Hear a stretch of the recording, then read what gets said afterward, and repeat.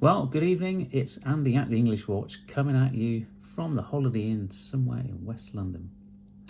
Well, as I'm travelling, I've decided to take two watches with me this week. Now, what I've been wearing this evening is my IWC, which does go quite nicely with my green shirt.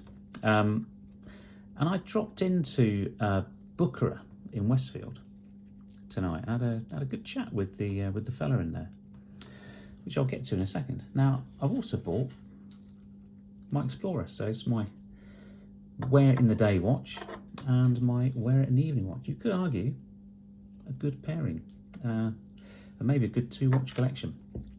Just need a dive watch, and then you're probably done, aren't you? So, food for thought. So that travels in this Artem case. Yeah, just saying, nice little case. But yeah, so I went to Bucherer in Westfield. You know what it's like. You're working away. What are you going to do? You're going to go have something to eat. So I jump on the tube, travel into Shepherd's Bush, have a look at Television Centre from back in the days of yore, so BBC Television Centre, and then into Westfield. Had a quick nip into Boots for a little for a nail file, because I broke a nail. And then yeah, went and got a little sort of bowl of soupy noodles, and then thought, I'll stroll over to Bucherer. So went in there, had a good look. So they got IWC, had a good range of IWC in there that I had a look at. They also do quite a lot of the Rolex certified pre-owned. Nice selection, but they've also got some other stuff in there. And there was a JLC Reverso that did catch my eye, but no, not for this year.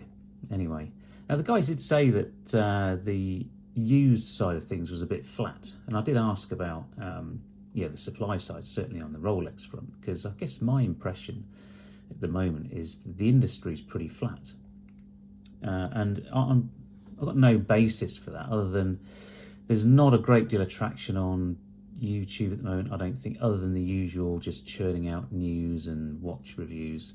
I think a lot of the other stuff seems to be drying out, similar to me, really.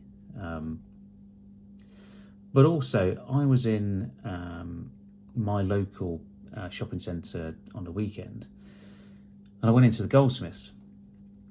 And to my surprise, they had a number of watches for sale. Now, the one that caught my eye the most was the Aquaterra 38mm red dial. I forget the name of it. It's not the saffron, is it? Well, it could be. But the red dial one anyway. And I think there was another dial colour. Now, they were reduced below £5,000. So they're like 4,800 or something. And I thought, bloody hell, that's good value. I mean, they're 6,200, 6,400, which, you're pushing the boat. I mean, the Explorer, that's Explorer money. Now, you could argue that the Omega is a better watch, but I think, when you try and play with the big boys, you're going to get unstuck. And clearly, for whatever reason, Goldsmiths have chosen to put those watches on discount. Now, I did check their website, and I didn't see any sign of it as a national campaign, but certainly in their cabinet, they had a number of what I thought, surprising buys. So it's worth sort of popping into the shops for a little look. Now, the reason I was looking, it was my eldest son. He's graduating from university next week, so I thought I'd buy him a watch. Not an expensive one. Oh, yeah, they're all expensive, but no, we did end up in a Tudor boutique. Now, I won't tell you what we got in the end. We'll save that for another video, but nonetheless, I think he's pretty pleased. Anyway, back to Bucherer in Westfield. Now, I got talking to the fella. We had a nice chat about IWC. He obviously spotted it on the wrist. I mean, the teal strap gives it away straight away. He was an IWC fan, and like me, he'd been to Schaffhausen around the factory, and we sort of marvelled at appreciation of IWC. Yes, I'm going to do that road trip video with the factory tour, and it's the attention to detail they put in. They make so few watches through the year compared to the big two, Rolex and Omega. They take so much care in what they do. It's pretty amazing. So there's absolute inbuilt value into those watches, so not to be underestimated.